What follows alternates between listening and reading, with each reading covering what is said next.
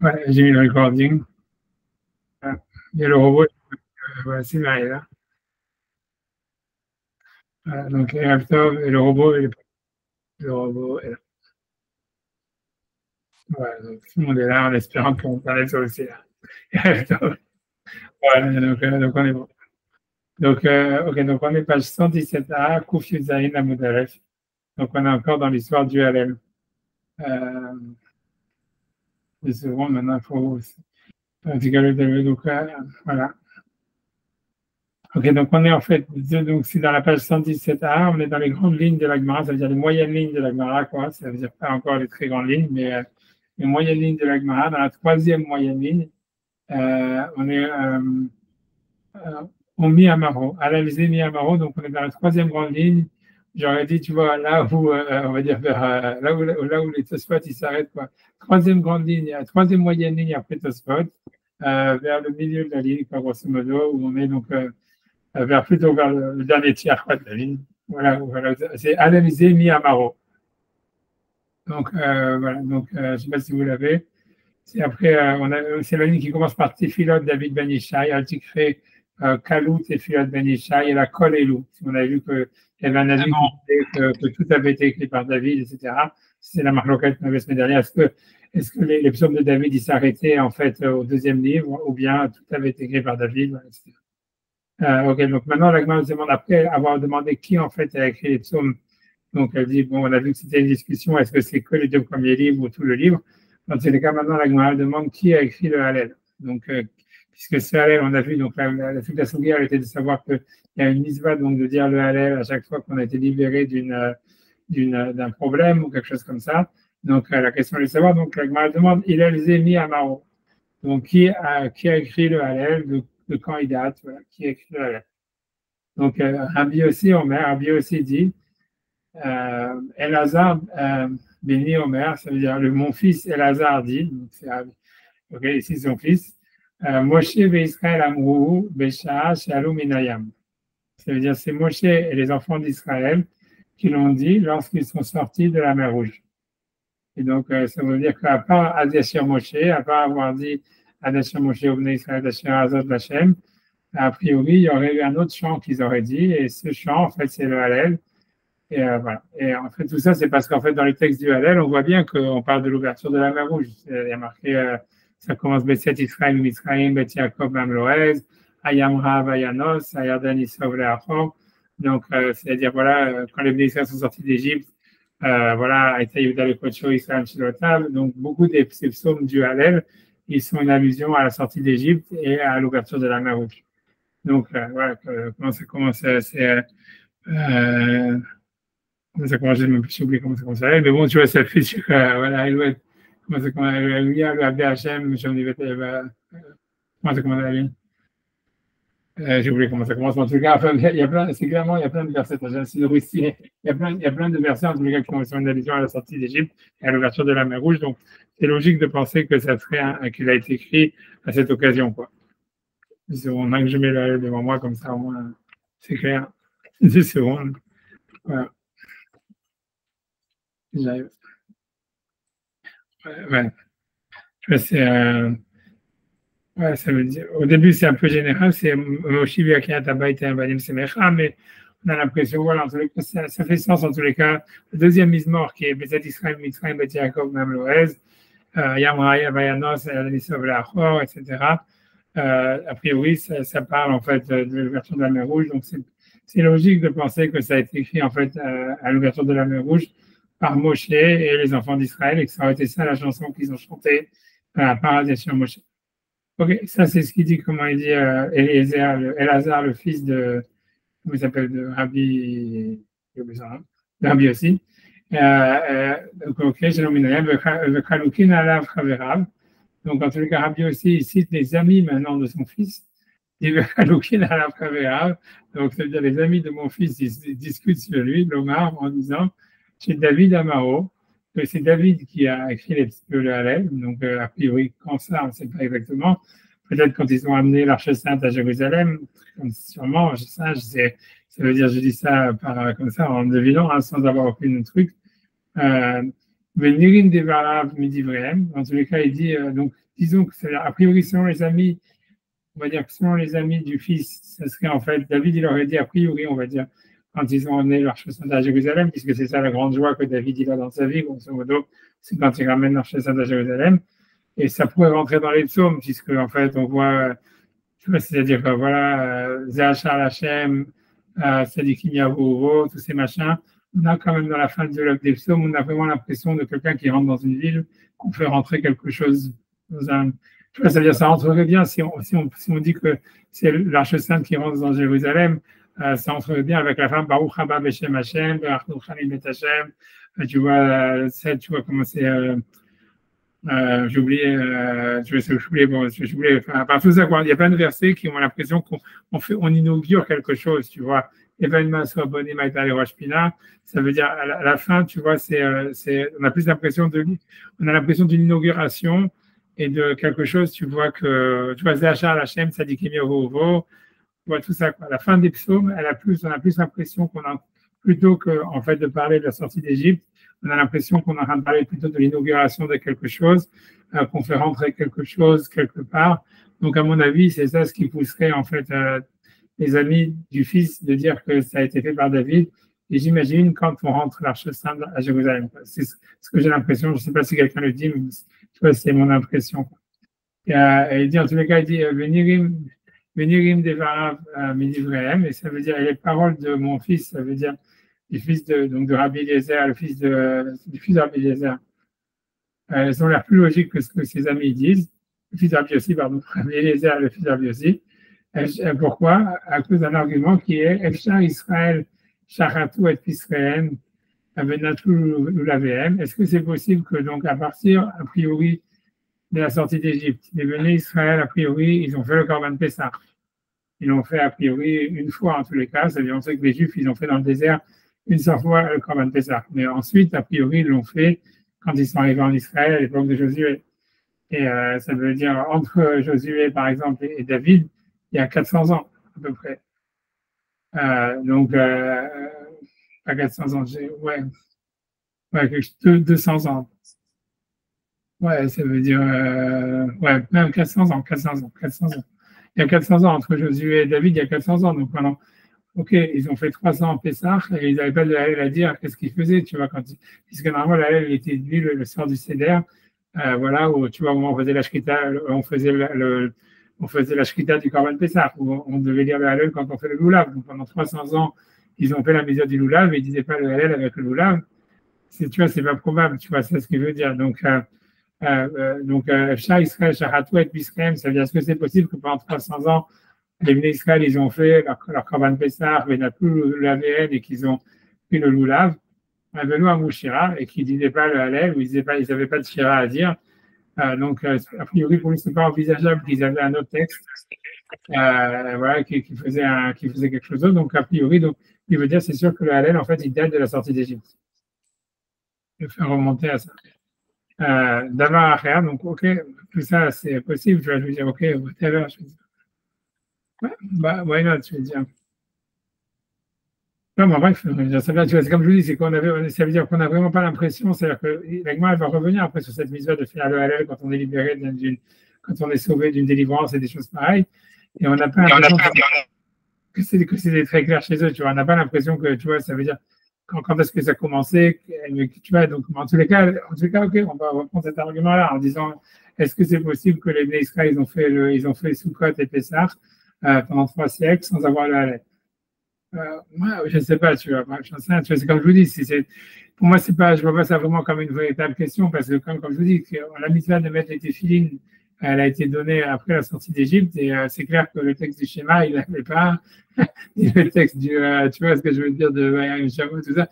Donc ça veut dire qu'est-ce qu'il y avait dans les téphilines qu'on te dit de mettre, tu vois, à la sortie d'Égypte, alors qu'on n'a pas encore reçu les parachiotes, dans tous les cas 2 des parachiotes qu'il faut mettre dedans. Et tu vois, mais tu es obligé de dire qu'en fait, tu vois, ça veut dire, il y avait un autre texte, tu vois, ça veut dire, le principal, c'était d'avoir un signe, et qu'il y avait un moitié, il y avait quelque chose dedans, il y avait des autres textes, et que ça a été, quand il y a eu Mamad Arsinaï, ils ont update, tu vois, c'est quelque chose comme ça. Donc, pour moi, ça ne me dérangerait pas de dire que pendant 3 siècles, ils avaient le Lulav et ils ils faisaient le Korban Pessah, et ils avaient un autre texte de louange à Hachem, tu vois, peut-être qu'il n'y avait pas un texte établi, peut-être que, je ne sais rien, tu vois, bref, tu vois, mais lui, ça ne lui paraît pas plausible, donc ok. Tu vois, comme dit Véloa Mouchira, tu vois, pour moi, ce qui me dérange, c'est que ça veut dire qu'il disait pas un chant. Si tu penses qu'il y a une mitzvah de la Torah de faire un chant quand tu prends le loulav ou quand tu fais le Korban Pessah, donc, tu vois, donc, tu vas être quitte de cette mitzvah avec n'importe quel chant. Tu vois, qui te dit que tu dois faire alors, tu vois, c'est comme nous, on a la mitzvah de faire la prière, elle existait avant le texte de la prière qu'on a qui a été fait par Enchek Neset Agdola. Ça veut dire lors du deuxième temple, tu vois, c'est le texte qu'on a de la prière de chaque rituel, ça date de l'exil de Babylonie. C'est encore, tu vois, ça veut dire 4 siècles, tu vois, ça veut dire, tu vois, c'est-à-dire 1200 ans après Moshe, quoi. Et tu veux dire, voilà, mais la mitzvah de faire la tefila, elle existait depuis la Torah, et pendant 1200 ans, ils n'ont pas fait la prière. Et tu vois, mais c'est quoi le pire? C'est que, voilà, c'est ce qui s'étonne, tu vois, ça veut dire, ben non, ça veut dire, oui, il y avait la prière, mais chacun il faisait sa prière comme il voulait, il n'y avait pas un texte établi, où il y avait plusieurs versions, c'était pas encore, il y avait des versions qui ont été upgrade, des choses comme ça, tu vois, tu vois, je vois pas vraiment qu'est-ce qui le dérange, tu vois, dans cette histoire. S'il pense qu'il y a une mise à faire la Shira, ben, c'est qui te dit qu'il fallait faire cette Shira, tu vois, si le texte n'existait pas, c'est tout, je veux dire, vraiment comme le texte de la prière rituelle. Bon, bref, je sais pas épiloguer tellement, mais c'est quand même une question, tu vois, je sais pas ce qu'il veut. D'abord, un deuxième argument pour dire que en réalité, ça veut dire le Hallel, il aurait été écrit à la sortie d'Égypte, après la traversée de la mer Rouge, et pas après, à l'époque de David. Pourquoi? D'abord, Psalo Shel Micha, ça veut dire la statue de Micha. Donc, c'est-à-dire que c'était la statue de Micha, c'était une idolâtrie qui existait à l'époque de David, qui a été détruite que bien plus tard. C'est pas exactement, même pas, enfin, bref, en tout cas, la Gemara ici, elle semble dire que ça existait encore à l'époque de David. Omed, des Béchi, ça veut dire il était là à Béchi, donc on va traduire à Béchi, ça veut dire en train de pleurer, mais ça peut vouloir dire en train de rigoler, dans le sens où les Juifs, ils faisaient l'idolâtrie à l'époque de David, et il y avait des temples idolâtres partout en Israël à l'époque de David. Et donc, ici, donc, le Béchi, ça voudrait dire, en fait, c'est un langage, un euphémisme pour dire en train de rigoler, on va dire. Israël Ambrim et Hallel. Et Israël, ils disent le Hallel en disant ceux qui font l'idolâtrie doivent être maudits. C'est comme tu vois que moi, Miosem, que j'ai Arbaen. Alors, comment c'est possible qu'à l'époque de David, ils aient maudit et tout le peuple d'Israël, ils maudissent ceux qui font l'idolâtrie alors qu'eux-mêmes, ils la pratiquaient. Donc, la Gemara veut dire, donc c'est sûr qu'en fait, le seul moment où ils ont pu maudire ceux qui faisaient l'idolâtrie, c'était en fait au moment de la sortie d'Égypte. C'est ce que la Gemara veut. Ça, le deuxième argument. Ouais, je ne sais pas, tu vois, ça veut dire cet argument, je sais pas si vous voulez, je peux vous faire une question. Tu vois, ça veut dire, c'est qu'en fait, tu vois, ça veut dire, il faut que j'arrive j'espère ne pas me tromper, mais je crois, attends 2 secondes, ça veut dire, il faudrait que Internet fonctionne, mais attends 1 seconde, peut-être.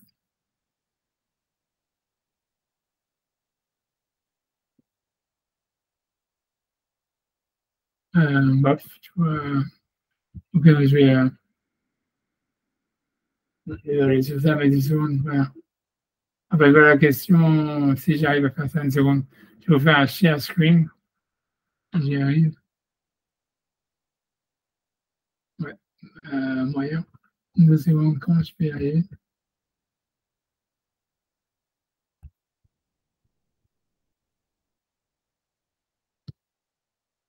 J'arrive, excusez-moi.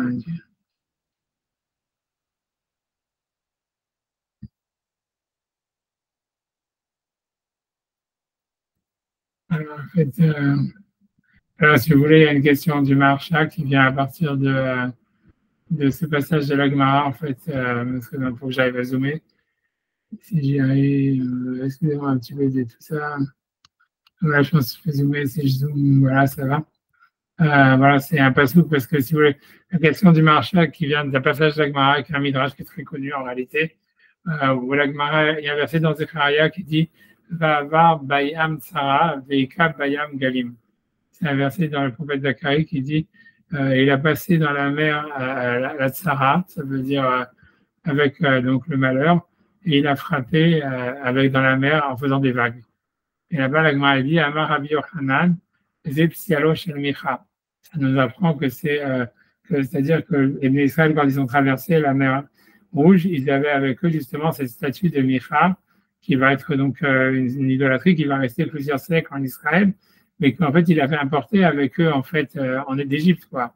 Et même, tu vois, ça veut dire que même là-bas, en fait, je sais qu'il y a un autre midrash, je l'ai cherché pendant longtemps, je ne l'ai pas trouvé, qui disait qu'en fait, que quand il dit Véli, c'est mon Dieu et je le servirai, et il y a un midrash qui dit qu'en fait, il regardait l'idole, tu vois, en disant, tu vois, il croyait que c'était l'idole qui ouvrait la mer.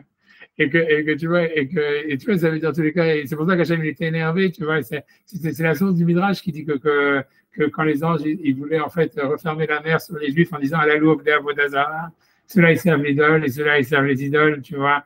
Et, parce qu'en fait, ça veut dire au moment même de l'ouverture de la mer Rouge, en fait, ils avaient importé avec eux, c'est-à-dire ce Bessel Micha, et qu'il y avait des Juifs, en tous les cas, tu vois, qui le servaient, et tu vois, ça veut dire, et qui pensaient que c'était ça qui leur ouvrait la mer, quoi. Et donc l'idée, c'est, tu vois, c'est une question sur notre Gemara en disant que la Gemara semble dire oui, c'est peu probable qu'à l'époque de David, ils ont fait ce Hallel qui maudit ceux qui font l'idolâtrie, parce qu'il y en avait plein qui faisaient l'idolâtrie à ce moment-là. Alors que tu vois, en fait, tu vois, c'est une Gemara dans Sanhedrin qui dit en fait, et c'est un midrash à part ça qui est encore plus explicite, que quand ils ont traversé la mer, en fait, ils avaient le Pesel Micha avec eux, et c'est pour ça que Hachem il était énervé. Si dans le passage qui est marqué Va'amaim lahem choma mimina mismolam, et la deuxième fois, c'est marqué sans le vav. Et une des explications, c'est parce que Chema, ça veut dire la colère. Ça veut dire qu'il a vu que les Bnei Israël, en fait, ils étaient en train d'attribuer l'ouverture de la mer Rouge à l'idole qui était avec eux, qui était le Pesel Micha.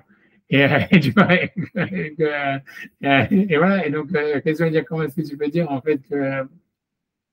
Ça veut dire comment est-ce que tu peux dire que voilà, donc comment comprendre la Gemara chez nous par rapport à la Gemara dans Sanhedrin qui dit que justement, au moment de la sortie d'Égypte, ils avaient le Pesel Micha et même tu vois qu'ils le servaient. Alors, je pense que le marcha ne répond pas à sa question. Si mes souvenirs sont bons, je vais regarder très rapidement. Mais en fait, ça veut dire, on peut trouver une réponse. Ça veut dire, si on peut trouver une réponse, si j'arrive en fait à revenir, si on regarde Rashi en fait dans la Gemara là-bas dans Sanhedrin. Parce que tu vois, si j'y arrive, je vais essayer de le demander. Il est là. Voilà. Donc, si vous avez Rachid, tu vas dans l'Agma dans Sanhedrin, là-bas, Rachid, quand il veut expliquer c'est quoi l'explication du Pesel Micha. Donc, c'est là où le fameux Rachid, donc, il donne deux explications. Il compte ce fameux midrash que tout le monde connaît. Quand on est petit, tu vas apprendre ça aux enfants. Et je ne sais pas d'où est-ce que Rachid a sorti ça, que c'est Pesel Micha. En tout cas, dans la première interprétation, Rachid dit ça. Il disait Pesel Micha. C'est ça le Pesel Micha. Donc, il dit c'est quoi? Il dit que chez Katav Moshe et Hachem, quand Moshe il a écrit le Shem, a priori d'Hachem, le nom d'Hachem, le Fourach, Veshticho al Nilus, et qu'il a envoyé dans le Nil, il a alot Aronosh al Yosef, pour faire monter en fait la tombe de Yosef qui avait été cachée dans le Nil. Bam Micha, donc il est venu ce type qui s'appelait Micha, Venetalo Be'achabe, et il l'a pris en cachette. Et selon lui, c'est ça, dans cette première explication, c'est pas que Pesel Micha, ça veut dire la statue de Micha. Tu vois, Pesel, normalement, c'est une statue. Mais Rachid, bizarrement, tu vois, il interprète ici que c'était pas une statue, c'était en fait que le nom qui par la suite va nous venir il a pris en cachette, venir dire il va avoir Bayam Sarah, ça veut dire qu'il a fait passer à travers la mer cette Sarah, ça veut dire cette deuxième femme, quoi, cette femme qui est en fait, tu vois, une concubine par rapport à Kadosh Baruch Hu, un truc comme ça. Donc, j'ai vu à Kadosh Baruch Hu Israël, et donc quand Israël a fait passer, Hachem a fait passer Israël, avant Macha Imahem, donc Michael est passé avec eux, chez Biado Hachem, parce qu'il avait pris avec lui le Shem, la Sota Egel pour faire le veau d'or. Et ça, c'est super bizarre parce que, en fait, le Pesel Micha, c'est pas du tout un veau, ça n'a rien à voir avec le veau d'or. Tu vois, le Pesel Micha, c'est une statue qu'il y avait en Israël, qui avait un hôtel, qui est resté plusieurs siècles, si tu veux, jusqu'à ce que l'un des derniers rois, il a détruit, où on faisait l'idolâtrie, où la Gemara dit que Hachem, il n'a pas détruit parce qu'il faisait la tzedaka, il donnait, c'est la suite de la Gemara là-bas dans Sanhedrin, qui dit que pourquoi est-ce qu'Hachem, il a laissé le Pesel Micha en vie pendant plusieurs siècles, c'est parce qu'ils faisaient des œuvres sociales positives, quoi. Et donc, ils donnaient la tzedaka aux pauvres, etc. Donc, Hachem, il n'était pas, ça veut dire qu'il n'a pas voulu détruire sa Vodazara malgré tout. Mais en tous les cas, il n'y a rien à voir avec le Vaudor, donc ça prend un peu d'action de Rashi, elle est bizarre. Ensuite, il dit, Mishnah Harena Rashi Arba, il donne une deuxième explication qui est l'explication la plus normale, quoi, c'est-à-dire qu'il rentre dans les mots, c'est Micha Asa Pesel, Micha, il a fait une statue, mais Vio Imo, il a amené avec lui, Shavu Israël Ayam, quand les Bnei Israël ont traversé la mer. Et tu vois, moi, ce que je voulais dire, tu vois, c'est que selon la première explication de Rashi, si on peut répondre à la question, c'est-à-dire du marcha, c'est-à-dire qu'on peut dire, En fait, la Gemara pense chez nous que si le Pesel Micha dont il est question, c'était un nom d'Hachem, tu vois, simplement qu'en fait, tu vois qu'il par la suite, il va servir en fait à faire le vaudor. En fait, voilà, c'est pas une avodazara réellement. Donc, tu vois, c'est ça ce que ça veut dire. C'était que quelque chose. Hachem, il était énervé parce qu'à priori, il voyait. Mais c'est une explication bizarre. Honnêtement, je ne sais pas d'où Rachid a sorti ça. Tu vois, ça n'a jamais été aucun rapport avec le vaudor. Je ne sais pas comment est-ce que Rachid a sorti du vaudor. Je ne sais pas d'où est-ce que Rachid a sorti ce midrash, réellement, d'où est-ce qu'il sort exactement. Et tu vois, ça veut dire que d'où ça sort ce truc-là, ça veut dire, c'est clair que c'est connu. Tu vois, quand ce midrash, quand Rachid ramène, il est connu, mais dire que c'est ça le Pesel Micha, déjà, on sait, tu vois, c'est quel rapport. Pesel, c'est dans la statue de Micha, ça ne veut pas dire, tu vois, le Shem qui va servir ensuite à faire le vaudor, je sais pas. Dans tous les cas, selon cette explication, on pourrait répondre à la contradiction entre les deux passages du Talmud. On pourrait dire que chez nous, la Gemara considère que les Bnei Israël n'ont pas fait la Vodazara, ça veut dire quand ils ont traversé la mer et qu'ils ont fait le Hallel et qu'ils pouvaient maudire ceux qui servaient la Vodazara, parce que, voilà, même s'il y avait le Pesel Micha, c'était que Hachem à ce moment-là d'Hachem, donc c'est pas une véritable avodazara. Par contre, à l'époque de David, c'était déjà un temple avec une statue sur laquelle on faisait des offrandes. Donc c'est peut-être pour ça que la Gemara, ça serait une manière de faire sens avec la Gemara, mais chez nous, mais sinon en tous les cas, c'est clair qu'il y a un petit problème entre les deux passages de la Gemara, quoique la Gemara chez nous, elle semble considérer comme évident qu'il n'y avait pas d'avodazara au moment de la sortie d'Égypte. Contrairement, et que ça serait développé par la suite quand les Juifs sont arrivés en Israël, alors que la Gemara dans Sanhedrin, elle semble dire clairement qu'il y avait, oui, de la Vodazara, même au moment où déjà c'était importé d'Égypte, quoi. Que la Vodazara, elle est pas, elle était pas, c'est-à-dire les Juifs n'ont pas commencé à faire la Vodazara en arrivant en Israël à cause de l'influence d'Israël et des Goïms, mais plutôt à cause d'une importation égyptienne, quoi. Bref, tu vois, mais je sais pas comment je fais 10 secondes. Ok, donc je continue. Alors la Gemara, 10 secondes. J'ai envie de.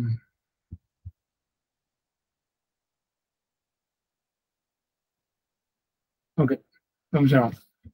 Donc, ok,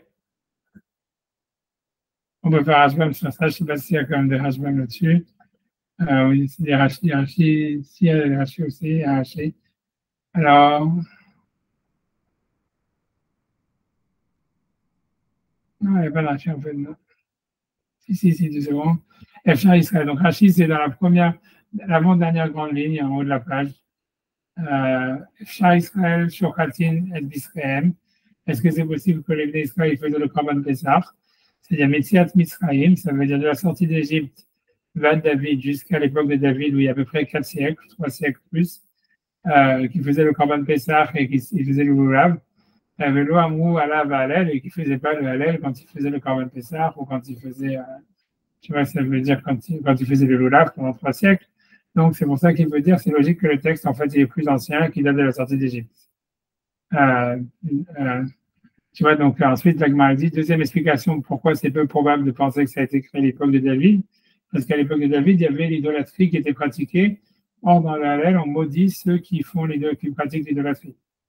Alors, donc, Davar Rav Salo Shem Micha Omed, donc il y a le Pesel Micha qui existait d'Imé David, à l'époque de David, de Bechi, alors en train de pleurer. Donc, moi, je vous dis pleurer, ça veut dire en fait en train de rigoler, mais que la Gemara n'a pas voulu dire ça dans un rigoler, mais Rachid explique maintenant que Bechi, ça serait le nom d'un endroit, Motomakom, c'est dans cet endroit-là qui s'appelle Bechi. On sait qu'il y a un endroit qui s'appelle Emekabacha, la vallée des pleurs. Donc, a priori, tu vois, ce serait un truc comme ça, c'est la vallée des pleurs, ça serait là où ils avaient mis la Vodazara. Les Israël ont mis Hallel, et que le Hallel, et les Bnei Israël, à ce moment-là, ils auraient écrit le Hallel, ils auraient dit le Hallel, chez Katouv, Kemohem, UOCM, qui maudit ceux qui font la Vodazara en disant que la Vodazara, elle respire pas, elle voit rien, et on maudit ceux qui la pratiquent en disant, comme eux devaient être, ceux qui l'ont fait, tous ceux qui ont confiance en eux.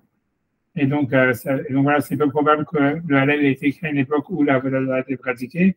Et la Vadaï, Alayam, Nehemar. Simplement, ils l'ont dit après l'ouverture de la mer Rouge, Tekhila, au début, et c'est parce que là, ils pouvaient maudire ceux qui faisaient de l'idolâtrie parce que personne ne l'a pratiqué sans la Gemara chez nous ici. Mais Chou le Passak, et ils n'ont pas, en fait, ils n'ont pas arrêté de le dire depuis cette période-là. Donc, ça veut dire, c'est ce qui veut dire Rachid, c'est que ce n'était pas un problème si à l'époque de David, il maudissait ceux qui faisaient la Vodazara. dans le Hallel, parce que comme c'était le texte, c'était déjà établi, quoi, tu lis le texte, tu vois, c'est pas comme aujourd'hui, les gens, ils vont à la chouille, ils savent pas vraiment de quoi ça parle, mais c'est pas grave, tu vois, ça veut dire, on chante, et puis voilà. Alors, tu vois, donc, mais c'est-à-dire que tu vois, ça, ce que je veux dire, c'est que c'est pas le problème qu'il aurait écrit à ce moment-là, quoi. Une fois qu'il a déjà été écrit, c'est notre histoire, tu vois. Ok, Ashbam, qu'est-ce qu'il dit Ashbam? Il dit, 2 secondes, j'ai perdu. Je sais pas si il n'y a pas d'Ashbam, sur pas d'Ashbam. Pas d'Ashbam. Ok, donc j'avance dans la Gemara. Ok, donc là, c'est un truc vraiment, voilà. Tanou Rabanan, donc nos maîtres nous ont enseigné, donc la Gemara revient sur les Teilim, de manière générale. C'est Kol Shivot Vetishbachot Shamar David Sefer Teilim. Ça veut dire tous les chants et les louanges que David il a dit dans le livre des psaumes. Grosso modo, c'est de quoi ça parle, quoi. Ça veut dire, on va voir, je lis, Rabbi Eliezer Omer, Rabbi Eliezer dit Keneged Atzmo Amaram. Ça veut dire qu'en fait, il les a dit par rapport à des expériences qu'il a vécues de lui-même. Dans le sens que quand il dit, par exemple, Shira Ma'alot, Memamakim Kraticha Hashem, c'est je t'ai appelé des profondeurs, ou etc., ça veut dire en fait que lui-même, il était en fait en dépression, et je ne sais rien, ou dans une situation désespérée, il dit, voilà, il demande à Hachem, tu vois, de le sauver. Mais, et que tous les psaumes, en réalité, ils ont été écrits par rapport à des expériences vécues par lui, et c'est à ça ce que ça fait allusion. Il était en 49 dessous, quoi. 49 dessous, voilà. Ou comme Homer d'aujourd'hui. Comme qui Comme Homer. Ah, le Homer, ok, d'accord. Pour vous, c'est 49. Pour moi, c'est encore 48. Et tu vois, ok,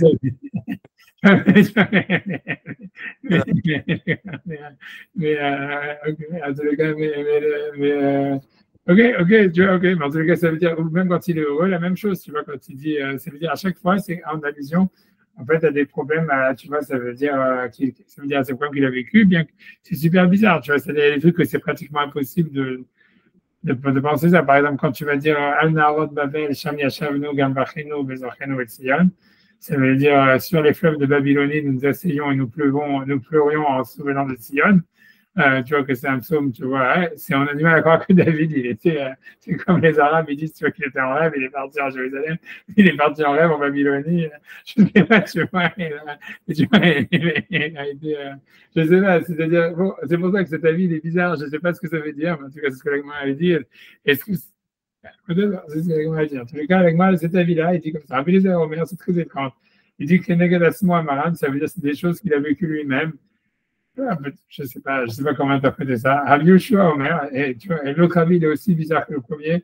Il dit Rabbi Yoshua Omer qui est Neged Sivour Amar. Ça veut dire Rabbi Yoshua, il dit que non, les psaumes n'ont pas été écrits par rapport à des événements de sa vie personnelle de David, mais par rapport en fait à des événements qui sont arrivés soit au clan d'Israël ou qui allaient arriver dans le futur au clan d'Israël, comme s'il avait un roi HaKodesh de ce qui allait se passer pour le peuple, etc., et que c'est pas dit par rapport à sa vie lui-même. Et pourquoi c'est aussi bizarre que l'autre? Parce qu'il y a clairement des Mizmorim qui sont clairement par rapport à lui. Quand il dit, voilà, Beborchom, il connaît Shaoul, quand je me suis enfui devant Shaoul, ou quand les mecs, tu vois, ils ont essayé de l'assassiner, il le dit clairement. Donc, ça veut dire, la vérité, tu vois, c'est une maroquette, elle est très bizarre à comprendre parce que, en fait, ce qui est sûr, c'est clair que moment que, en fait, c'est un mélange des deux. C'est-à-dire, dans les psaumes, il y a une partie des psaumes qui sont clairement liés à des événements qui sont arrivés à la vie du vivant de David, et d'autres psaumes qui sont clairement liés à des événements historiques qui sont par rapport au peuple d'Israël. Et c'est super bizarre, tu vois, d'avoir ici une marloquette complètement dogmatique où Rabbi Eliezer a dit non, c'est tout sur sur les événements de la vie de David, et l'autre qui dit non, c'est par rapport au clan d'Israël. Tu vois, ça veut dire ces deux avis, je n'arrive pas vraiment à comprendre c'est quoi exactement l'histoire. Mais tu vois, c'est ce que l'Agma a conclu, c'est le deuxième et troisième avis, qu'il a vu de Haramim, il est hyper évident, tu vois. Haramim disent, Yesh men keneged sivor, ça veut dire il y a des mizmorim, des psaumes qui sont par rapport à ce qui s'est passé sur le clan d'Israël ou ce qui va se passer dans le clan d'Israël, qu'il a vu Begoua HaKodesh ou qui aurait été peut-être écrit par d'autres auteurs plus tardifs comme Al-Narod Babel ou un truc comme ça, ou bien Begoua HaKodesh, mais en tous les cas c'est par rapport au Tzivor. Yesh men keneged asmo, et il y a d'autres mizmorim en fait qui sont par rapport à des événements vécus par David et qui sont voilà qui font allusion à des expériences qu'il a lui-même vécues. Et l'Agma, elle est d'abord sur ça, elle dit Amurot Bilshon Yachid, ça veut dire les mizmorim qui sont écrits en langage, ça veut dire plein de fois, David dans les psaumes, il y a c'est écrit à la première personne du singulier. Par exemple, tu vois David qui Ani, Ani, tu vois, un truc comme ça, Aneni Hachem, tu vois, ça veut dire qui est Chassid, Ani, je suis un Chassid. Tout ça, ça veut dire qu'en fait, tu vas trouver des misbourim qui parlent à la première personne du singulier. Tu vois, je sais pas, tu vois, il y a plein d'autres, tu vois, ça veut dire comment Aneni ou je sais pas quoi, tu peux trouver des milliards de choses, tu vois, où c'est écrit au singulier. Et par contre, il y a des misbourim où Hachem, où la prière de David, elle est écrite au pluriel. Comme tu vois, ça veut dire, voilà, dans Shiamat Mamakim, j'imagine, on dit, on est sécurité Hachem. Là-bas aussi, ouais, non, ça s'écrit à la personne, aux premières personnes du singulier, tu vois, ça veut dire, sécurité Hachem, Shiamat Mamakim, Hachem. Comment ça marche? Je sais vraiment, attendez, c'est Shima Bekoli, Tiena Zahakashua de Kol Tachanunai, Mabot Ishmoya, Hashem Yamod, qui m'echase, tout ça c'est au singulier, qui m'echase un dirait, qui viti Hashem, qui fitanashi, Nashi Hashem, Misham Yavushan, il y a Hal Israël, et c'est vrai que la suite, il y a Hal Israël Hashem, qui m'achète Machazam, oui, il est Israël, c'est le truc, c'est que voilà, c'est que tu vois, c'est que l'histoire, c'est que dans les psaumes, tu vois en fait que ça passe de la première personne à la troisième, tu vois, au milieu du psaume. C'est vrai, tu vois, c'est marrant. Ici, c'est un exemple, tu vois, donc je sais pas, tu vois, c'est vrai que l'opinion de Rachamim, elle est bizarre de dire que ça soit lié à ce quand est-ce que c'est écrit en langage en singulier quand c'est écrit au pluriel. En fait, dans les psaumes eux-mêmes, en fait, ça passe de l'un à l'autre, tu vois. Donc, je sais pas, tu vois, je sais pas, ici, on a un exemple dans Shem Makim, tu vois, ça commence en fait au singulier, ça se termine à la troisième personne du singulier, tu vois, c'est Keraticha Hachem, je t'ai appelé Hachem, les profondeurs, je t'ai appelé Hachem, Hachem écoute ma voix, tu vois, et ça se termine, tu vois, ça veut dire Chal Israël el Hachem, Israël espère en Hachem, où il dit Israël, il va libérer Israël, Nicolas Bonotable, donc on a l'impression que ça se termine sur un truc beaucoup plus, tu vois. Bon, ça c'est un exemple, mais j'imagine, je sais pas si on prend Esaïna Yalarim, bon, ça c'est très clairement au singulier, Esaïna Yalarim, Maïnavo Ezri, Zéim Hachem, Zéchamim Vares. Ensuite, Aïtem Namot Raglecha, ça passe à la deuxième personne du singulier. Shomer Israël, on va se donner à la troisième personne sur Israël. Hachem Shomer Hachem Silecha Yademinecha, c'est deuxième personne du singulier. Yom Hachem Shmekim Balayla, ça reste deuxième personne du singulier. Hachem Yishmor Hamikora Yishmor et Hachem, Hachem Yishmor Seder Hamat Avdam, ça reste deuxième personne du singulier. Donc, a priori, ouais, là, il n'y a qu'un moment où on passe sur une troisième personne. Mais bon, il y a quand même un changement de pronoms, mais ça reste dans le singulier. Mais bon, je suis sûr que si tu fais du shopping, tu vas trouver dans les Télim où ça passe du singulier au pluriel, tu vois, je veux dire, tu vois, je vais commencer à vous embêter, mais je pense que ça ne peut pas être très difficile de trouver quoi. Hein. C'est pas. Ok, je ne vais pas chercher.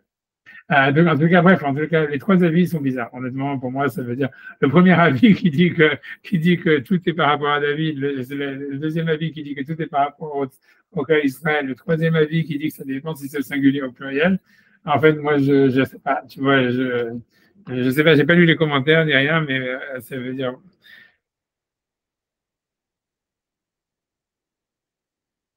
Ok, ça veut dire, je sais pas, tu vois, mais c'est clair qu'en tout cas, la question elle se pose, quoi. Mais bon. Non, je ne sais pas, tu vois, moi, ce que je pense, tu vois, c'est la réponse, ce serait de dire que David, il s'identifiait au clan d'Israël, etc. Tu vois,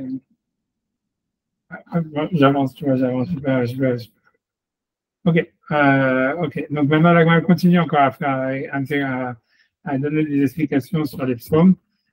Donc, il y a différentes manières c'est-à-dire les psaumes, ils sont appelés de différents noms, comme on avait déjà vu. Il y a je ne sais pas si on l'a déjà vu avant, mais en tout cas, il y a Nitsuach, Lamnatseach, Nigun, tu vois, je ne sais pas où est-ce qu'on voit Nigun, c'est Lamnatseach Binginot, tu vois, on va dire. Ça veut dire Nigun. Donc, lui dit à chaque fois qu'il y a marqué, en fait, la Gemara veut dire qu'à chaque fois qu'il y a un misement sur lequel il y a marqué Lamnatseach ou Binginot, ou Negina, ou je ne sais pas si c'est comme ça, mais à titre lavo. C'est quelque chose, en fait, qui parle en fait du futur, de ce qui va se passer à l'époque messianique. Maskil, voilà, donc d'où est-ce que la c'est ça, il n'y a pas tellement d'explications là-dessus, je ne pense pas que Rachid dit quoi que ce soit, tu vois, mais tu vois, Tu vois, Rachid dit simplement, tu vois, ça parle du futur, mais d'où est-ce qu'on sait ça? J'en sais rien, tu vois. J'imagine que doit y avoir des commentaires des Midrashim, je ne sais pas si dans Scroll ils disent quelque chose sur ça, je ne sais pas. Je sais pas.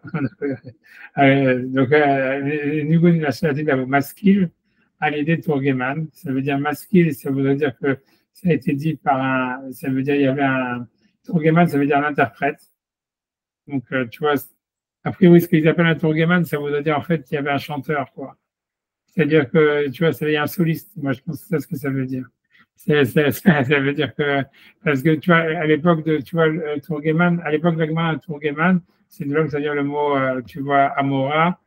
Tu vois, ça veut dire, tu vois, Tourgeman, c'est un traducteur, mais ça veut dire, en fait, tu vois, comme ce qui s'appelle Torchman et tous ces machins-là, ça veut dire, en fait, l'idée, c'est que le Tourgeman, c'était pas un traducteur réellement, c'était en fait quelqu'un qui, tu vois, je sais pas, c'était surtout quelqu'un qui répétait à voix haute. Ça veut dire qu'a priori, le Tourgeman, le travail du Tourgeman, c'était que normalement, le Rav, il disait simplement l'idée principale, et le Tourgeman, en fait, il faisait un travail de AI, d'intelligence artificielle, tu vois. C'est comme si tu disais, voilà, écris-moi un texte, tu vois, sur ça, et le Tourgeman, il faisait des textes, quoi. Et c'est pour ça que des fois, il y avait et le Rav, il donnait la caution, grosso modo, à l'époque de la dracha, si tu veux. Lui, il disait les sujets de la dracha, avec 3 idées au Tourgeman. Et le Tourgeman, en fait, c'était lui qui faisait la dracha, et le Rav, il était comme une caution morale qui donnait, si tu veux, son accord sur le Tourgeman. Donc, moi, j'imagine, tu vois, que quand on dit que le psaume il a été écrit avec des Tourgeman, bon, ça peut vouloir dire un parolier, ça peut vouloir dire un soliste qui est dans l'interprétation, je ne sais pas, mais c'est ce que ça veut dire. En tout cas, Maskil et David, ça veut dire Maskil, donc peut-être écrit avec l'aide d'un parolier, écrit avec l'aide tu vois, je ne sais pas, d'une intelligence artificielle, voilà, d'un secrétaire, quoi. C'est ce que ça voudrait dire, quoi. Un Tourgeman, a priori. Les David, et donc, ok, donc, après ça dit les David Mismor. Euh, donc, quand il y a marqué dans les Mismor, des fois il y a marqué les David Mismor, parfois il y a marqué Mismor les David. Alors, l'Agma explique que les David Mismor, mais la mettre chez Chantal Avshkina, c'est que, donc, quand on dit les David Mismor, c'est que d'abord, David, il était saisi par le roi HaKodesh, ou par la Shekinah, par la présence divine, et qu'en réaction à ça, ou dans un deuxième temps, il a fait une shira. Il a dit, ah voilà, je vais faire cette chanson.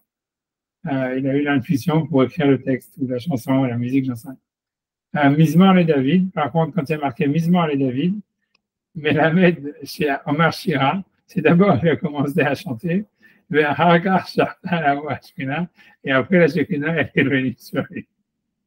Tu vois, c'est comme, tu vois, on peut expérimenter ça. Ça veut dire, des fois, quelqu'un, il peut être, ça veut dire, il dit, voilà, ouais, il y a Shavuot qui arrive, voilà, ça veut dire, tu peux, dans une ambiance de je vais étudier la Torah, etc., tu es pris par une volonté de faire la mitzvah, et à ce moment-là, en réaction, tu vas étudier, etc.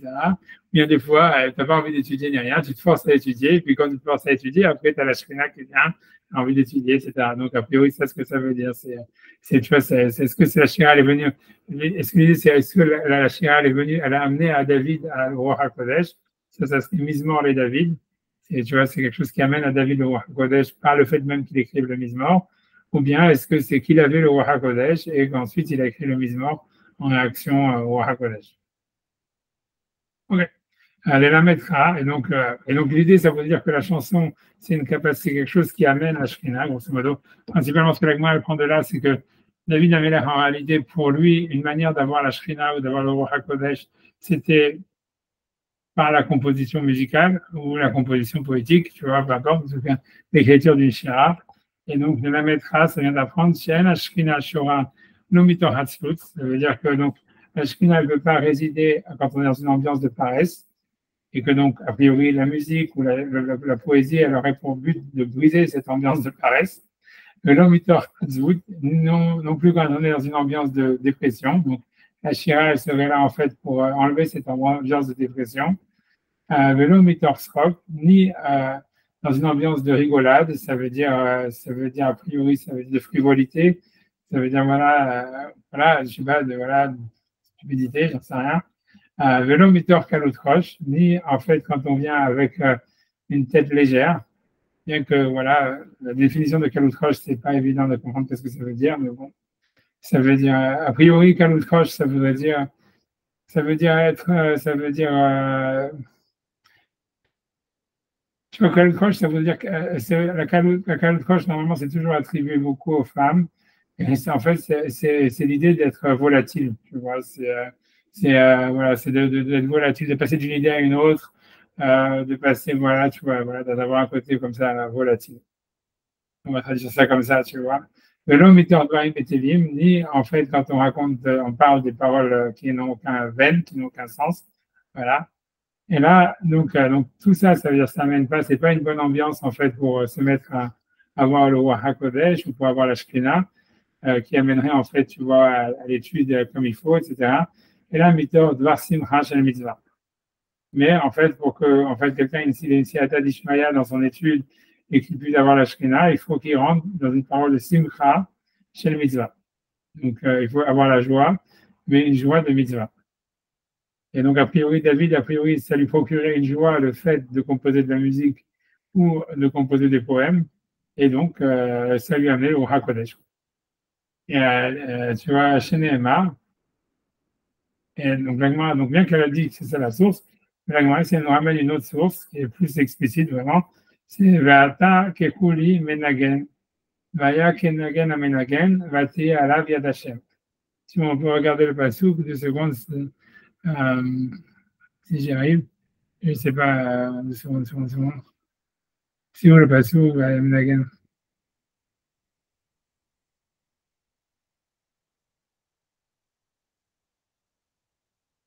Dans Melachim Bet, Gimel Tedvav. Et donc, je vais essayer de regarder ça, une seconde, parce que pour moi, ça veut dire, pour moi, je vais expliquer pourquoi je veux regarder ça, c'est parce qu'en fait, la question de là-bas, c'est l'Agma, elle parle d'une simcha de mitzvah, et la question de savoir, c'est vraiment là-bas, en quoi c'est une simcha de mitzvah, quoi. Donc, Gimel Tedvav, 15, je vais y arriver.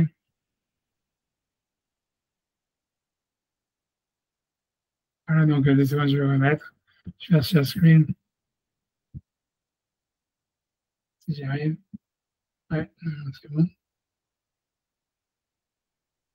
Voilà, donc je vais zoomer. C'est bon.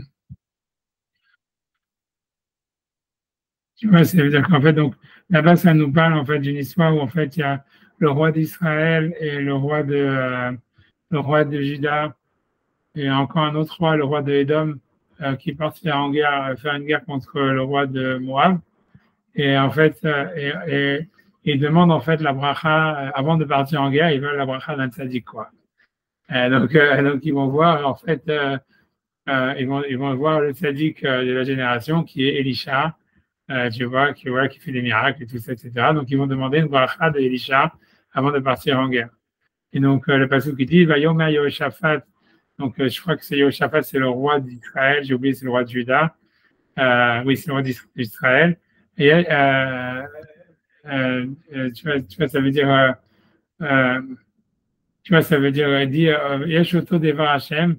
C'est-à-dire, avant ça, on nous dit, tu vois, je prends le passage. Vayomer Yehoshaphat, Ain Ponavil Hashem, Ve'ileshat Hashem Merato. Ça veut dire, avant de partir, est-ce qu'il y aurait un prophète d'Hachem qu'on pourrait savoir ce qu'Hachem il veut? Parce qu'ils ont été voir plein d'autres idolâtries avant ça, mais ça veut dire, l'idée, c'est qu'ils nous disent vraiment est-ce qu'on va réussir ou est-ce qu'on doit aller en guerre ou pas. Vayan Echad Mavde Melech Israël. Et un des esclaves du roi d'Israël qui a dit, Vayomer Po Elisha Ben Shaphat. Il y a Elisha, le fils de Shaphat, donc qui était un élève de Eliyahu Hanavi, Shayatsak Maïm à l'aider Eliyahu, ça veut dire qu'il avait en fait déversé de l'eau par Eliyahu, c'est-à-dire que l'idée, ça veut dire dans le Midrash, ils expliquent que c'est quand il y a l'histoire avec le Baal, ça veut dire quand Eliyahu il a fait il a fait l'autel, tu vois, c'est dans cette histoire-là où il a fait le sacrifice, où il y avait un feu qui est descendu du ciel pour montrer que c'était Hachem qui était Elohim. En fait, il y a marqué là-bas qu'il demande, avant que le feu descende sur le ciel, il demande qu'on verse de l'eau, des quantités énormes d'eau sur le Corban. Et la question, elle est de savoir en réalité que comme ça fait 3 années qu'il y avait la sécheresse, donc normalement, il ne devait pas y avoir d'eau. Et donc la Gemara explique qu'en fait, il y avait Elisha justement qui était là-bas et qu'il a fait un miracle que lui-même, c'est-à-dire ses 2 mains se sont transformées en des torrents d'eau. Et c'est ça ce qui a rempli en fait l'autel où il y avait, où le feu ensuite est descendu, voilà, pour faire le miracle. Et en fait, voilà, donc c'est ça ce que ici le passage qui dit. Il dit, il y a en fait Elisha ben Shaphat, Ashayatsak Maïm Aïdé Eliyahu, qui a déversé de l'eau avec Eliyahu quand il y avait eu ces miracles-là, donc il y a eu le feu descendu. Bref. Vayomer Yoshaphat, Yesh Oto Devar Hashem. Donc, ok, Yoshaphat, il a dit, ok, lui, d'accord, c'est sûr que lui, il a la parole d'Hachem. D'ailleurs, d'où est la mère Israël, Yoshaphat, ou Melach Edom. Donc, ils vont voir les trois, le roi d'Israël, Yoshaphat, le roi de Juda, et le roi d'Edom. Donc voilà, donc deux secondes, je scroll down un petit peu. Qu'est-ce que j'ai fait? Je ne sais pas ce que j'ai fait. Bref, non, je ne sais pas quoi faire maintenant. Une seconde, j'ai fait une manip, je ne sais pas ce qui est passé, mais 2 secondes. Voilà. Donc 2 secondes, 2 secondes. Voilà, donc je reviens. Ouais. Donc il dit Vayomer Elisha al-Melech. J'espère que vous l'avez encore, je ne sais pas exactement, bon, peu importe, disons, mais ça veut dire donc Vayomer Elisha al-Melech. Et donc Elisha, il a dit au roi, 2 secondes, j'essaie de voir. Elisha al-Melech Israël, il a dit au roi d'Israël, Mali Valach, Levi Avicha. Ça veut dire qu'est-ce que tu viens voir les prophètes juifs, on va dire, Levi et Mecha et les prophètes de ta mère. Veomerlo, ça veut dire tu fais l'idolâtrie, qu'est-ce que tu viens voir, grosso modo. Elisha, au début, il n'est pas du tout positif pour leur donner une bracha qu'ils allaient réussir en guerre. Veomerlo, Melach Israël, El Kikara Hashem, Mishoshet Amalachim Ale, peut-être Otam Beyad Moab, ça veut dire est-ce que c'est possible que Hashem il a appelé ces trois rois pour les mettre entre les mains de Moab? Donc il dit, donc Elisha il dit ok, je vais faire un effort grosso modo pour vous faire une bracha. Et donc elle dit, Elisha a dit Hashem Sevakot Hashem Amati Lefanav, donc à la vie d'Hashem Sevakot sur laquelle il s'est dressé, qui loue les Pene Yoshaphat Mener Yehuda. Ça veut dire si c'était parce qu'il y avait parmi vous les trois Yehoshaphat, le roi de Yehuda, que lui c'est un sadique, on va dire. Aninose, Imabit Elecha, je vous aurais jamais pas regardé, mais Mereka, j'aurais pas voulu, ça veut dire vous parler ou quoi que ce soit. Et en fait, tu vois, mais ce qu'il leur dit, c'est, tu vois, donc après dire, et donc c'est là où il dit, Vata Kechuli Menagen. Donc il dit, si vous voulez que j'arrive à voir le roi HaKodesh et vous donner une bracha, donc il dit, amenez-moi un musicien. Kechuli Menagen, Vaya Kenagen Amenagen. Et ça sera lorsque le musicien va jouer de la musique, Vati Alav Yad Hashem, il y aura sur moi ou sur lui la main d'Hachem. Et donc, et c'est ce qui se passe. Vayomer Koamar Hashem. Donc, ça veut dire, a priori, on nous dit que le musicien est arrivé, il y a eu de la musique, et il a eu la prophétie, et il a une prophétie, il dit, Vayomer Koamar Hashem, Asu Anachalaze, Gevim, Gevim. Ça veut dire, voilà, je vais faire de ce fleuve je sais pas quoi, des rivières d'eau. Parce qu'en fait, le problème, c'est qu'ils n'avaient pas d'eau pour boire, en fait, pour leur armée, etc. Mais l'idée pour moi de cette histoire-là, c'est que tu vois, c'est que je vois pas en quoi la musique, c'était de la musique de Simcha, quoi.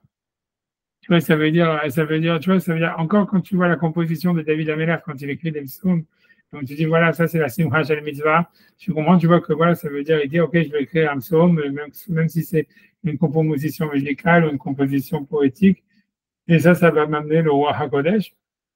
Et la Gemara en déduit que c'est Simcha Shel Mitzvah, mais quand elle ramène ce passouk ici, de Kerhuli Menagen, Vayakenagen Amenagen, Vatel Aviad Hashem, tu vois, je sais pas, tu vois, c'est pas que c'est de la musique juive, je sais pas, c'était quoi, c'est Mordechai Ben David, je sais pas, tu vois, je sais pas, I don't know, tu vois, je sais pas quel mitzvah il y a là-dedans, tu vois. Tu vois, ça veut dire, je sais pas, tu vois, c'est tout ce que je veux dire, c'est le la question, je sais pas. Non, je sais pas, tu vois, j'en sais rien, moi je me rappelle, tu vois, que Rav David, lui, il avait étudié cette maha, lui, il voulait dire que l'idée, c'est que, à partir du moment, lui veut dire que c'est sûr que la simcha dont il est question, a priori, ça peut être une simcha qui, en fait, tu vois, que c'est de la musique, quoi. Tu écoutes Beethoven ou tu écoutes Chopin ou j'en sais rien, tu vois. Mais que l'idée, c'est que comme toi, tu veux le faire pour recevoir le roi HaKodesh, c'est ça ce qu'on appelle une simcha chez le mitzvah, quoi. C'est-à-dire, c'est pas la simcha qui vient d'une mitzvah, c'est la simcha pour faire une mitzvah. Ça veut dire, il faut se mettre dans un mood de simcha. Maintenant, la simcha, elle vient de n'importe quoi. Ça peut venir, tu vois, je sais pas, parce que tu bois du whisky ou parce que tu bois du vin ou parce que tu écoutes de la musique. Mais ça veut dire que le principal que tu fais dans une ambiance de simcha, dans une ambiance positive. Alors, tu vois, c'est ça la simcha chez la mitzvah, un truc comme ça, tu vois. Et du pasouk, en tous les cas, sinon, en tous les cas, l'expression d'Agmara de simcha chez la mitzvah, elle reste quand même assez obscure. Parce que tu vois, dans le pasouk, on ne voit pas vraiment que dans l'histoire ici de Elisha, que la musique, elle avait une certaine mitzvah en elle, quoi. C'était de la musique, quoi. Ouais, tu vois, bref, en tous les cas, j'avance, tu vois. David, alors, il y a la Shem, il y a eu celui, la main de la Shem. Donc, j'avance. Amarav Yehuda, Amarav, Bekanidva Alacha. Donc, on dit la même chose quand quelqu'un étudie la Alacha. Il faut être dans une bonne disposition d'esprit, il faut être dans la simcha. Je sais pas, est-ce qu'il faut écouter de la musique avant, j'en sais rien, ou j'en sais rien, ou boire du vin, je sais pas. En tous les cas, ça veut dire qu'il faut être dans une simcha sur le mitzvah, il ne faut pas être dans la caloute roche, il ne faut pas être dans la légèreté, il ne faut pas être dans les dvarim betelim, il ne faut pas être, etc. Il faut être dans, voilà, dans une simcha sur le mitzvah, qu'a priori, ici, en tous les cas, l'exemple que nous ai donné, c'est de la musique. Tu vois, Amar Nachman, et Ken Lechalom Tov, et la même chose pour avoir un bon rêve. Ça veut dire qu'il faut aussi aller dormir en écoutant de la musique. Voilà, c'est ce que ça veut dire si tu veux avoir des bons rêves. Et ne pas aller dormir voilà, en écoutant des âneries sur YouTube, je sais pas. Et Nietzsche, c'est toutes les choses qui ont été exclues avant. Tu vois, ok. Okay. Alors après, on nous dit, Amar Gidel, n'est-ce pas qu'Avgidel a dit, Amar Gidel Amarav, Kol Talmid Chacham. Donc la question elle est, Ayoshev Rabo, qui est assis devant son Rav, Ben Siftotav, notre faute mort. Ça veut dire, et que ces lèvres, elles ne sont pas en train de notre faute. Ça veut dire, notre faite, ça veut dire, a priori, ça veut dire les taf-tef, ça veut dire normalement faire des gouttes, tu vois, mais si, ça voudrait dire a priori trembler, tu vois. J'imagine, tu vois, ça veut dire, je sais pas, je vais regarder. Je me demande comment ils ont traduit. Notre faute mort, ça voudrait dire trembler, tu vois, en amertume ou quelque chose comme ça. Ouais, ça veut dire qu'ils tremblent. Ils n'ont pas traduit le mot notef, mais mort, ça veut dire de l'amertume, mais ça veut dire quelque chose, voilà, qui font pas goûter, qui font pas, je sais pas, tu vois, qui font pas dépasser des gouttes d'amertume. Ça veut dire, voilà, ça veut dire, voilà, donc dont les lèvres, ça veut dire ne font pas tomber des gouttes d'amertume. Tikvena, il faut qu'elles soient brûlées. Chez Nehemar, parce que le verset dit Siftotav Shoshanim, ses lèvres sont comme des roses, notre faute mort au vert. Donc, qui font donner des gouttes de mort. Donc, mort, ça veut dire normalement c'est une odeur, tu vois, c'est mort ou c'est du muscle ou quelque chose comme ça. Mort au vert, ça veut dire qu'ils font passer comme une odeur de muscle. Normalement, c'est ça, une odeur tu vois, une bonne odeur. Mais la Gemara fait une rachat, Altikre Shoshanim. Donc, il ne faut pas lire le mot Shoshanim, les roses, et la Sheshonim, et ceux qui enseignent, ou ceux qui répètent. Donc, Siftotav Shoshanim, ce n'est pas des roses, c'est Sheshonim, ceux qui répètent, ou ceux qui enseignent. Altikre mort, ne lis pas mort, qui voudrait dire du muscle, une bonne odeur, au vert, donc une bonne odeur qui passe, et là, mar au vert, mais de l'amertume qui passe. Et donc, ça voudrait dire en fait que quand on étudie, il faut être plus dans un mood, tu vois, dégoûté, quoi. Voilà, sale gueule, voilà. Tu vois, ça veut dire, tu vois, voilà, il faudrait avoir de l'amertume qui sort de ses lèvres. Donc, il faudrait avoir vraiment, tu vois, plutôt ambiance, tu vois, constipé, quoi, un truc comme ça. Donc, elle dit, l'okashia, ce n'est pas ça la question, c'est pas une contradiction. Aberaba, abetalmida. Ça veut dire, la première réponse, c'est dire que le rave, lui, il doit être en train de rigoler. Et les élèves, ils doivent avoir une tête de constipé. Tu vois, c'est ce que la grand a dit. Les mecs, ça veut dire qu'ils doivent prendre en sérieux. Je ne sais pas, whatever it is, je ne sais pas, tu vois exactement, whatever it is, pourquoi ce serait comme ça, tu vois. Je ne sais pas, tu vois, je ne sais pas. Je ne sais pas. Tu vois, peut-être parce que, voilà, je sais pas, aujourd'hui, je suis tiré parce qu'en fait, voilà, le rab, il doit donner une vision positive de la Torah, quoi. S'il fait une sale gueule, donc, tu vois, ça fait style, tu vois, les élèves, ils disent, bon, pourquoi je vais devenir comme lui?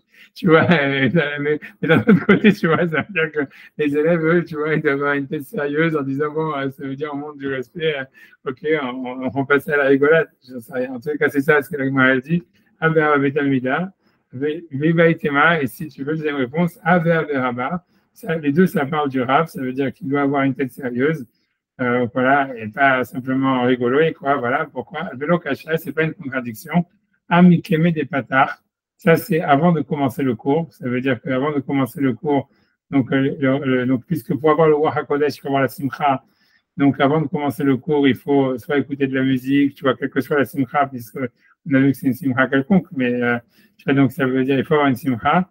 Là, les bâtards, des bâtards, mais une fois que tu as commencé le cours, voilà, il faut essayer d'être concentré, donc d'être sérieux et de, voilà quoi, tu vois, voilà, de pas montrer comme si, voilà, c'est en train de lire Tintin, tu vois, ça veut dire, voilà, c'est rigolo, et c'est pas rigolo, quoi, c'est sérieux, tu vois, donc voilà, donc il faut faire une tête des circonstances et avoir un esprit comme ça, je sais pas, tu vois, un peu, voilà, voilà, c'est sérieux, voilà, comme ça.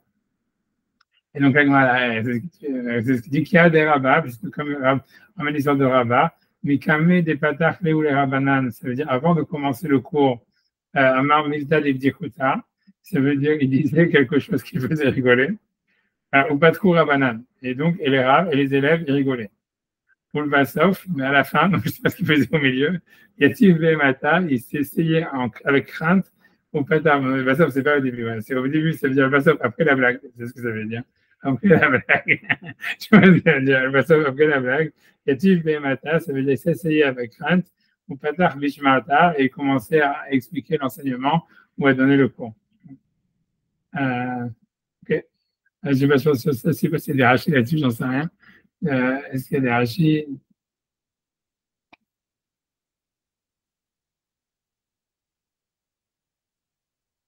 Il y a rachis sur Nitsuach Benigun Latil Lavo. Je pense que c'est la quatrième ligne de rachis. Il Kol Makom Shenema, à chaque fois qu'il est marqué Lamnatseach Ben Ginot, Milatid ou Medaber, ça parle de quelque chose qui va arriver dans le futur. Et après ça, il dit Maskil, quand il y a marqué Maskil, c'est l'idée Meturgeman. Donc, ou Omer, tu vois, donc comme il explique, le Meturgeman ici, ça veut dire, David, il disait quelque chose qu'a priori, c'est pas clair, mais Racham Mefaresh, et quelqu'un d'autre explique. Et je ne sais pas si c'est devenu plus clair après, on peut pas le dire comme ça. On ne pas insulter le Meturgeman, mais bon, ça reste toujours pas très clair dans les sons. Donc après ça, ok, donc c'est tout. Il y a Pascal Rajbam, oui, il y a Rajbam, les David Mizmor. Donc, le premier Rajbam de la page, les David Mizmor, Mashma, donc quand on dit les David Mizmor, Mashma Tekila Aya les David, Roi HaKodesh. Donc, on a l'impression que David, il avait déjà du Roi HaKodesh, Harkar Mizmor, et après ça, en réaction au Roi HaKodesh, il a dit le Mizmor, il a écrit le Mizmor, il a dit Mizmor.